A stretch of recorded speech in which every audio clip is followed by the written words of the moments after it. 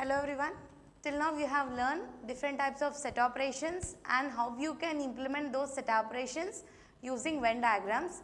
In this session you are going to learn what are the basic laws of set theory. Firstly, let me introduce myself. Myself A. Ritika Reddy, working as an assistant professor in Vignan's Institute of Information and Technology, Visakhapatnam. So now let us go into the topic. Firstly, basic laws of set theory. Okay, fine, you are learning what are sets, how to implement those sets, these are well and good. Then for implementing anything, then you will need to have certain set of rules. In order to run an institution, the management requires certain laws, certain ethics, certain rules in order to run it in a smooth way. Similarly, in order to perform any set operations, you need to have certain laws.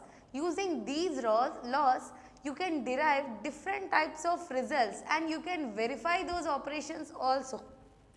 So, the first law of set theory which you are going to learn is the commutative law. Suppose you take two sets A and B. The first operation in commutative law will be A union B. That means, let me explain this through an example. Suppose a set A contains 1, 2, 3 and set B contains 3, 4, 5. Okay? Remember these two sets. Okay?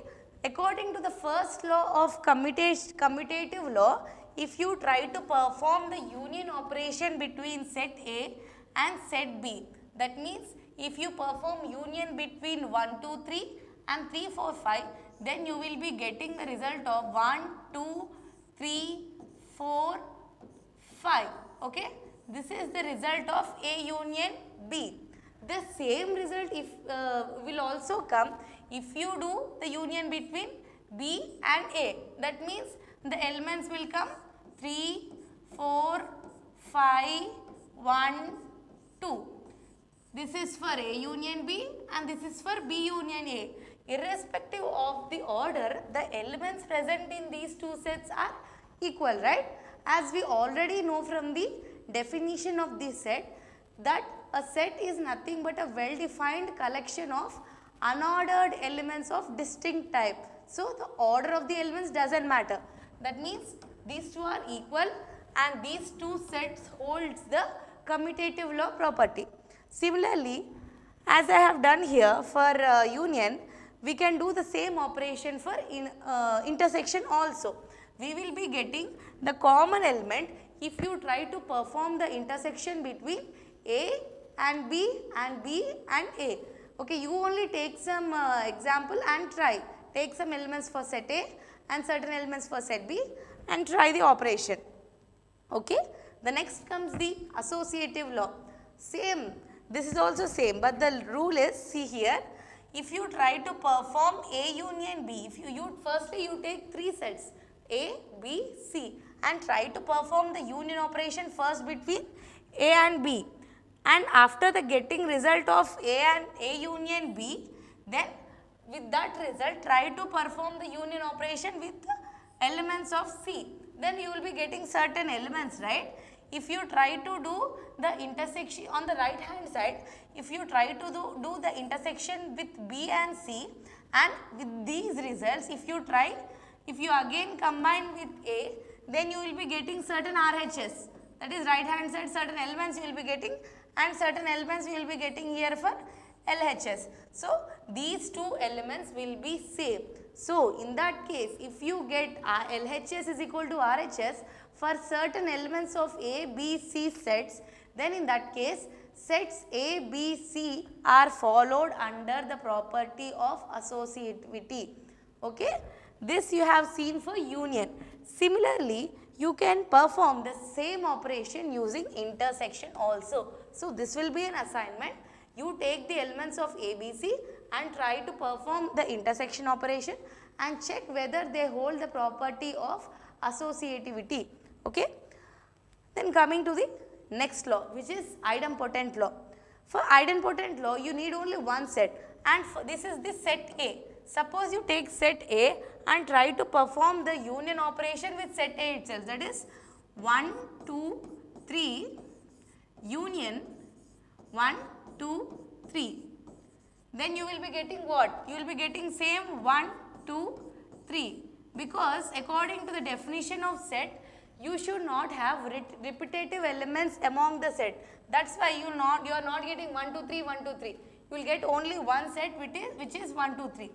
Then in that case, this is hold to have idempotent property. Okay. Now I have shown for union, right? So you try to perform for the intersection property for the same set. Next, distributive laws. Among the name itself, it is showing like we are distributing something. You are distributing certain operation. For this distributive law, you take 3 sets A, B, C. And see, this is the first property of distribution.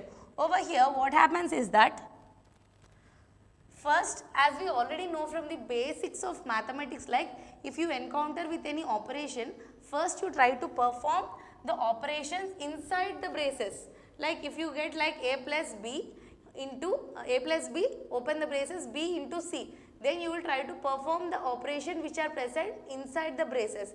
In the similar way, in sets also, if you encounter any braces, then you will try to perform the operation inside the braces.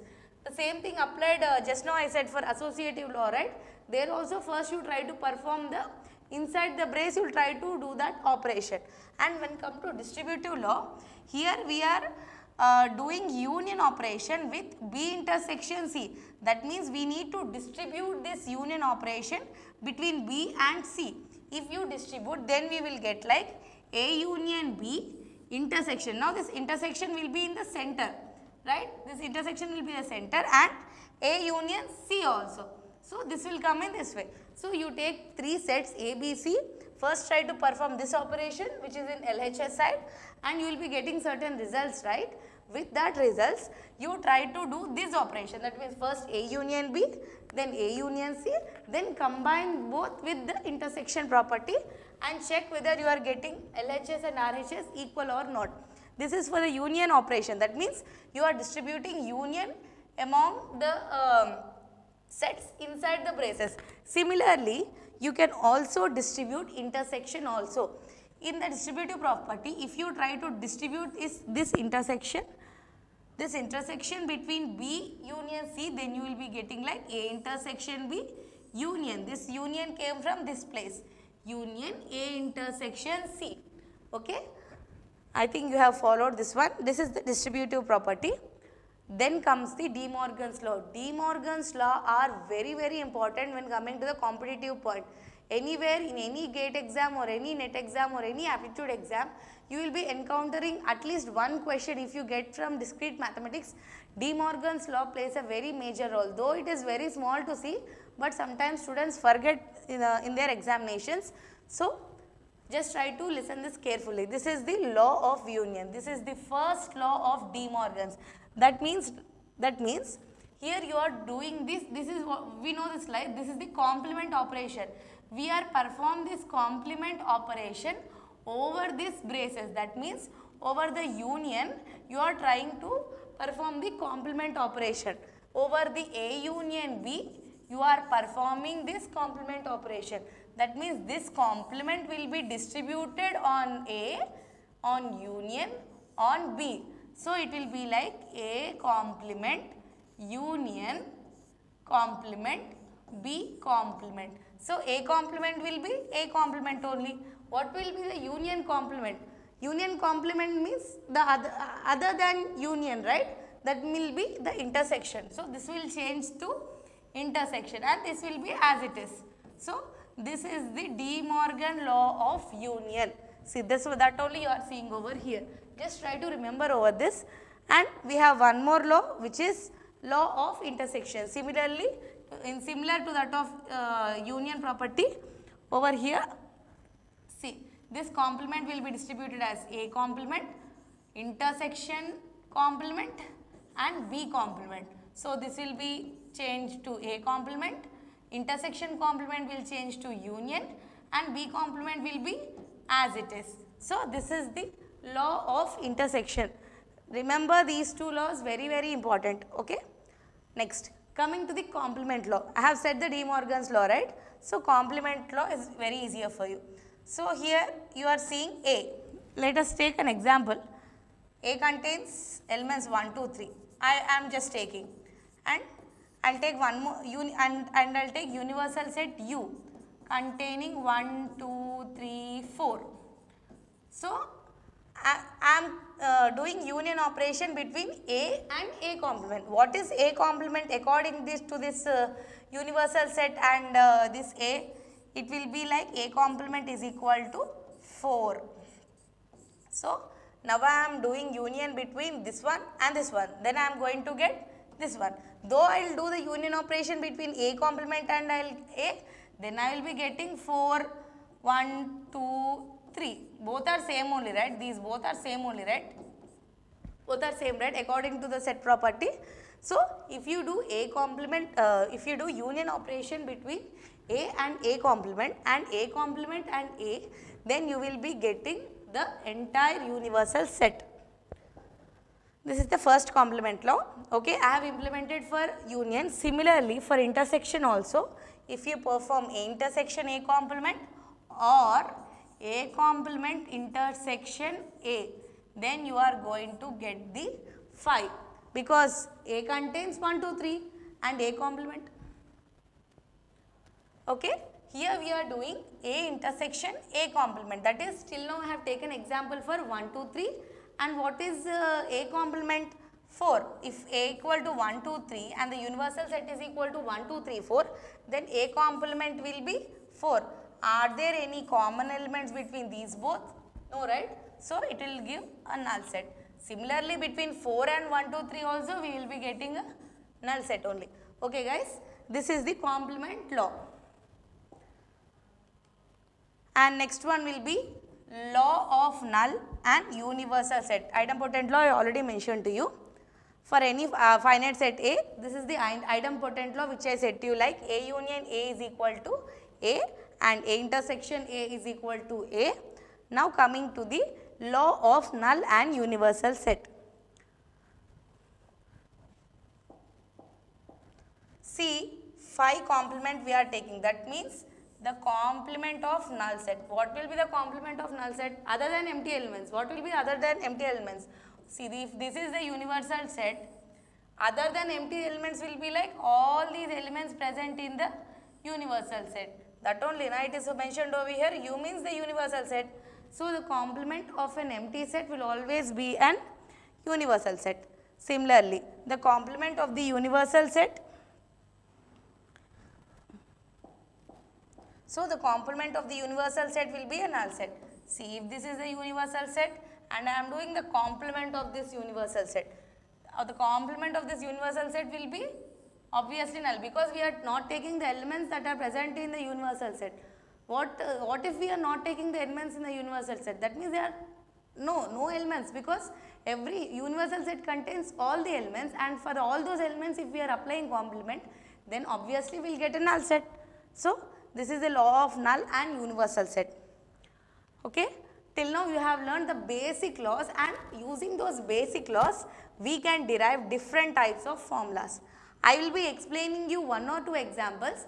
You take it as an assignment and take any 2 values for this set A, any values for this set A and set B, and try to perform these operations.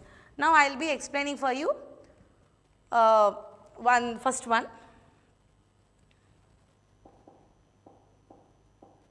See here, A minus B is equal to A intersection B. That means the number of the elements which you obtain from A minus B will be equal to A intersection B complement. For suppose I am taking set A is equal to 1, 2, 3 and B is equal to 3, 4, 5. So A minus B I am doing on the LHS. That means I am taking the elements that are present only in A. What are the elements that are present only in A? 1, 2, right? And in the next side, I am doing A intersection B complement. Suppose the universal set comprises of 1, 2, 3, 4, 5. This is the universal set I am taking and I am doing B complement. What will be the B complement of 3, 4, 5? It will be 1, 2, 2.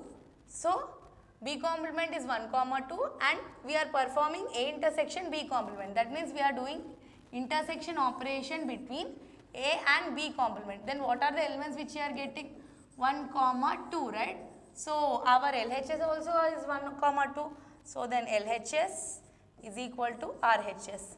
These are nothing but the laws which are used to verify the properties of sets. So, I perform for this, right? You take it as a assignment and try to perform these operations and verify using the sets which you employ.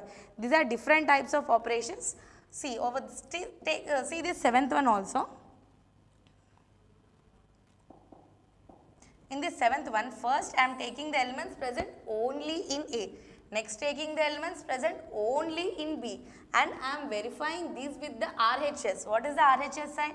I am taking entire the elements of A union B minus the elements common between A and B. So, we are getting the same result, right? Okay, you just verify this one, you will be getting property equal to true. So, take these 7 and try to apply to your sets. Okay, till now you have learned for 2 sets, that is A and B, and performed all the basic laws of set theory on these sets A and B. Now, we will be encountering with 3 sets, that is A, B, C. So, the laws which you can apply on these 3 sets will be 1, these are the 4 laws you can apply on these 3 sets. I will be explaining for you the first one. So, I am taking A equal to 1, 2, 3, B equal to 3, 4, 5 and C is equal to 5, 6, this is 5 guys, 6, 7. So, firstly I will go to the LHS and firstly perform this elements which are present inside the intersection, inside the braces. So, B intersection C I am performing. If I perform B intersection C, then I will be getting the element. What is the common property between B and C? 5. 5 is the only property common. And later I am coming back and I am subtracting this B intersection C from A. I am taking the difference of A and B intersection C. So, A contains elements 1, 2, 3 and B intersection C contains the element 5. So, I need to consider the elements only of A. So, these are the elements present only in A. Okay, this is the LHS and this is the LHS value which you obtained. Okay, this is the LHS value which you obtained. Just remember this one. Now, coming to the RHS. In the RHS, I am performing again A minus B. That means I am subtracting this from this one. So, I will be getting the elements present only in A. What are the elements present only in A? That will be 1 comma 2. Again, I am doing A minus C. That means 1, 2, 3 and 5, 6, 7. So, the elements will be 1, 2, 3. Only these elements are present only in A, right? So, now I am performing the union operation between this entire 2. Then I will be getting what will be the union. It should be either in the first one or the second one. The entire elements you need to take. That means you will be getting 1, 2, 3. So, this will be the RHS. So, our LHS is verified with the RHS, right? So, this property is holding true. Similarly, you take 3 sets and try to verify all these 4 properties. Over here, just see A, 4th property, A intersection B delta C. I am given this one. What is this delta mean? Delta means C. B delta C is equal to B minus C union C minus B. Just remember this example. Without knowing this delta operation, you cannot proceed further. So, just try to learn this one. B delta C is equal to B minus C union C minus B. Okay, got it? Perform this operation, take 3 sets and verify them. So, coming to the problems. See guys, I have taken an example for you. See guys, I have taken an example for you. Here set A contains the elements 1, 3, 5, set B contains 3, 5, 6 and set 3 contains 1, 3, 7. You need to verify all these things. I will be performing one operation. This one, the first one I will be performing. And the remaining both you take as an assignment. See, firstly I will go to the LHS side of this one. and in the LHS I need to take B intersection C. If I do B intersection C, that means I am combining these both. So, B intersection C is equal to, what is the common element? 3. 3 is the only common element. Next I am doing A union B intersection C. What I will be getting? A union B intersection C means 1, 3, 5. This is the LHS. Coming to the RHS, firstly I will perform A union B. A union B means what I will be getting? 1, 3, 5 union 3, 5, 6. Then I will be getting 1, 3, 5, 6. Next again A union C. A union C means C, 1, 3, 5, 7. Okay. So, I got A union B and A union C, and among these both I am performing the intersection operation. That means if I perform intersection operation, what are the common elements between this and this? It will be 1, 3, 5. Okay. So, did you see anywhere this one? The LHS only, right? So, the property is verified. The first property is verified. The remaining both you solve it as an assignment.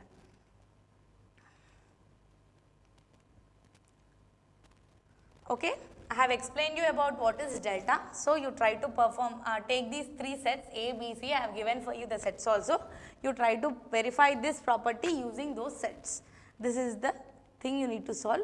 And when it comes to summary, in this session you have covered about the laws of set theory, followed by what laws, how laws can be applied over 3 sets, and the problems related to these basic laws of set theory. In the coming session, you will be knowing about counting, permutations, combination, and further more things.